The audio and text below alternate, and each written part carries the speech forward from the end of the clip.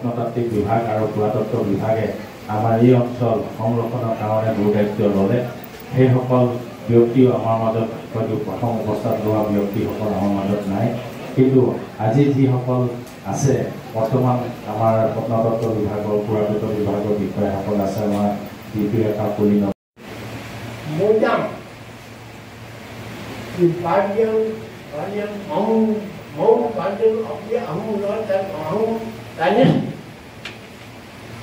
গতিকে আমি কৈ আছোঁ যে চৰাইদেউ জেগাতে বেছি আহোম ৰজাসকলৰ মৈদামবোৰ গোট খাই আছে।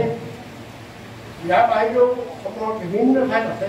এই কথাবোৰ আমাৰ হৈছে কোৱা যে মৈদাম বা mount Guardian system of the royal dynasty of the Ahom dynasty.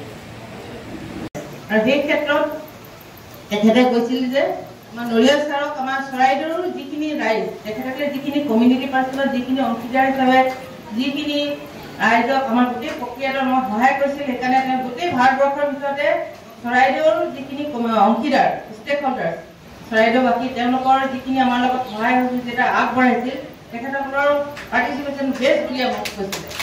আৰু গতিকে মই আশা কৰিছোঁ যে মোৰ সেইদিনা খুব ভাল লাগিছিলে, গৌৰৱো ফিল কৰিছোঁ, যিহেতু অসমৰ ইমান আমি ভিতৰুৱা জেগা এটাত আমি ধৰক তেনেকৈ ৰাইজৰ যিখিনি সহায় সহযোগিতা সকলোৱে আন্তৰিকতাৰে যিখিনি আমাক সহায় সহযোগিতা আগবঢ়াইছিলে, গতিকে সেইখিনি আমি সকলোৰে পৰা পোৱাতে মই তেওঁলোককো সকলোকে মই আজি সেইটো জনাব পাই মই সুখী হৈছোঁ।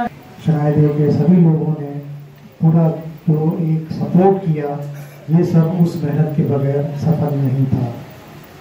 तो पुनः सबका बहुत बहुत मैं दिल से आभार व्यक्त करता हूँ और ये आशा करता हूँ, ईश्वर से प्रार्थना करता हूँ कि ये सहयोग आगे भविष्य में भी चलेगा, क्योंकि अभी तो ये एक शुरुआत है। यहाँ से हमारी जर्नी स्टार्ट होती है और जो ऐसी वर्ल्ड हेरिटेज साइट को संरक्षित रखने के जो मापदंड होते हैं उनको हमें फॉलो करना पड़ता है और 3-4 साल के बाद स्टेट ऑफ कंजर्वेशन रिपोर्ट बना के यूनेस्को में प्रेजेंट करनी पड़ती है और उनको ये कहना पड़ता है, बताना पड़ता है कि हमने जो कमिटमेंट किया, हमारी जो साइट मैनेजमेंट प्लान है उसका हम किस तरीके से पालन कर रहे हैं। तो इन्हीं शब्दों के साथ और पुनः आप सबका बहुत बहुत आभार व्यक्त करते हुए मैं बस यही आप सबको प्रणाम करता हूँ और ये उम्मीद करता हूँ कि ये हमारी टीम, सभी स्टेक होल्डर्स की टीम भविष्य में भी इसी तरीके से काम करती रहेगी। আমি যেন এটা বহুত দীঘলীয়া সপোনৰ অন্তত আমি এটা বাস্তৱ এটা খুব সুন্দৰ বাস্তৱতা দেখিবলৈ পালোঁ।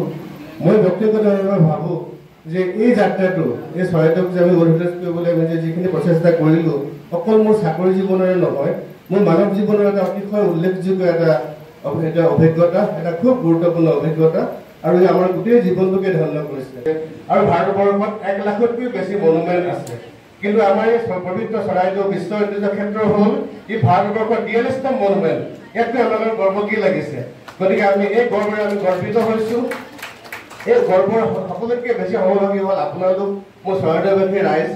মই আপোনালোকৰ মাজৰে এজন ৰাতিপুৱা শুই উঠিলে মই আপোনালোকক দেখোঁ, আপোনালোকৰ আশা ভৰা মুখবিলাক, আপোনালোকৰ আমাৰ প্ৰতি থকা মৰম শুভেচ্ছা, এইখিনিয়ে আমাক সঠিকভাৱে কাম কৰি যাবলৈ আমাক দিগদৰ্শন দিছিল। বহুতে বহু ধৰণৰ কথা কৈছিল, অপপ্ৰচাৰ কৰিছিল, কিন্তু আমি সেইবোৰত কাম কৰা নাছিলোঁ। অৰ্জুনে যেনেকৈ মানে কাৰ মাৰোতে যেনেকৈ অকল চৰাই চকুটোহে দেখিছিল, আমাৰ এটাই লক্ষ্য আছিল বিশ্ব ঐতিহ্য ক্ষেত্ৰ হ'ব লাগিব চৰাইদেউ।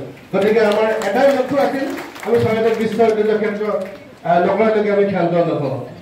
চব বস্তু আমাৰ সঠিক সময়ত হৈ গৈছিলে। আমাক যদিও 2 বছৰ 3 বছৰ সময় দিয়া হৈছিলে, আমি 2 বছৰতে কামখিনি কৰি পেলালোঁ। 2 বছৰতে নকৰালে হয়তো 3 বছৰত আমাৰ কামখিনি নহ'ল হয়। গতিকে সকলো এটা সংযোগ মাননীয় বিধায়ক মহোদয়, তেখেতক আমি বিধায়ক নহওঁতেও পাইছোঁ, তাৰ আগৰ পৰাই পাইছোঁ। তেনেকুৱা এজন মানৱদৰ্দী মানুহ, প্ৰকৃতিক ভাল পোৱা, জাতীয় সম্পদক ভাল পোৱা, তেনেজন ব্যক্তি নথকালেও চাগে আমি ইমান থিয়ভাৱে আমি কাম কৰিব নোৱাৰিলেও হয়। আৰু প্ৰত্যেকজন ব্যক্তিয়ে চৰাইদেউৰ প্ৰত্যেকজন মানুহকে মই কাৰ নাম ল'ম, বিশেষভাৱে চবৰে নাম ল'বলৈ গ'লে মোৰ হেৰি হ'ব, বহুতৰ নাম মই পাহৰি যাম, কিন্তু প্ৰত্যেকজন ব্যক্তিয়ে আমাৰ সংবাদকৰ্মীসকলে মোৰ আগত বহি আছে, তেওঁলোকে আমাক কিমান উৎসাহ দিছে, কিমান আমাৰ বাতৰি তেওঁলোকে হেৰি কৰিছে। অসমীয়া সংবাদ মাধ্যমে আমাক ইমানখিনি গুৰুত্ব দিয়া নাছিলে, কিন্তু যিখিনি চৰাইদেউৰ সংবাদ মাধ্যমে সোণাৰী সংবাদ মাধ্যমে আমাক দিছে, আমাৰ কষ্ট, আমাৰ যিখিনি আমাৰ নিষ্ঠা তেওঁলোকে আমাক দিছে, আমি যিখিনি কাম কৰিছোঁ তেওঁলোকে হেৰি কৰিছে। গতিকে মই সংবাদকৰ্মীসকলক বিশেষভাৱে ধন্যবাদ জনাইছোঁ। সমাধানৰ অনুৰোধ কৰিলে আমাৰ উদযাপন সমিতি বিষয়ববীয়া অৰুণাজ্যোতি বৰাক মই অনুৰোধ কৰিলোঁ যি চাৰিটা সংঘক আমি মঞ্চত বিচাৰিছোঁ